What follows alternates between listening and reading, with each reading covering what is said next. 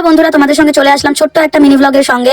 তো আজকে 21শে ডিসেম্বর, আজকের তারিখটা হলো আমার জন্য খুবই স্পেশাল, কারণ আজকে আমার বাবার জন্মদিন। তাই বাবার জন্য কেক কিনবো বলে একটু চলে গেছিলাম আমরা মিয়মোড়ে, আমি বান্ধবী আর আমার ভাই। তো এই কেকটা আমরা কিনে নিলাম, আর ভাইকে সাথে কিনে দিলাম মিয়মোড় থেকে একটা পেস্ট্রি, যেটা ক্রিসমাস স্পেশাল ছিল। তো ভাই বলে একটা পেস্ট্রি খাবো, তাই জন্য ওকে একটা কিনে দিলাম। আর তারপরে বাবার জন্য কিনলাম কিছু গিফট। তো সকালবেলা বাবা পায়েস খেতে বসে গেল, মা বাবার জন্য পায়েস বানিয়েছিল।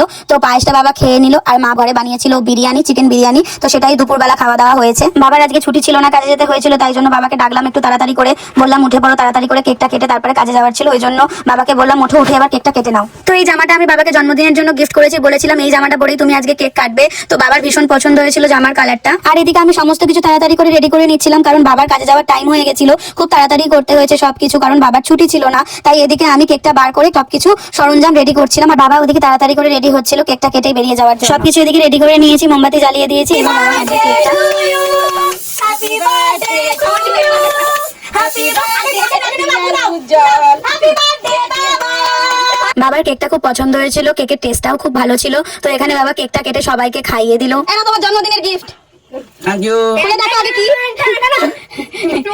একটু অন্য কিছু, তোমার জানি না পছন্দ হবে কিনা, কিন্তু তাও নিজের সামর্থ্য মতন দিলাম। কাকু এরা ছোট্ট একটা গিফট।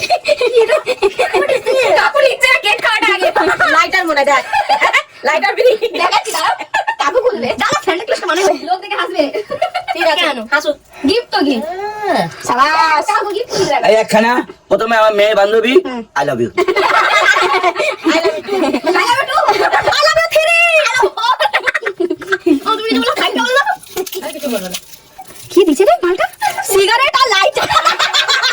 আরে বাগো। এবার তো লাইটারটা খুব সুন্দর জিনিস দিয়েছো। লাইটার আসছে কি? তোমাকে ক্ষতি করো।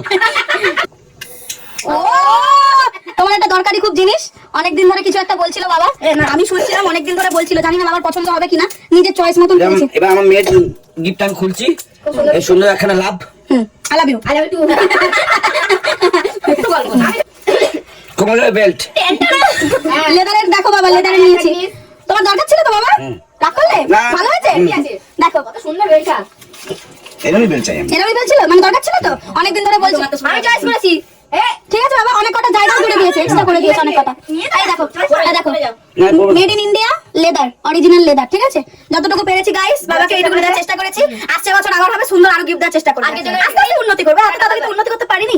ও ভালো লেগেছে তো বাবা? খুব সুন্দর হয়েছে। দুটো গিফটই ভালো হয়েছে। Thank you so much. আমার বান্ধবী আমার বাবাকে হানিকারক জিনিস দিয়েছে গাইস, মামলা করব না। আমি বেঁচে থাকার জিনিস দিয়েছি গাইস, বেঁচে থাকার জিনিস দিয়েছি আমি। আজকের মতন আজকে জন্মদিনের সব ব্লগিং সব শেষ হলো। আজকের জন্য এইটুকুনি, টাটা।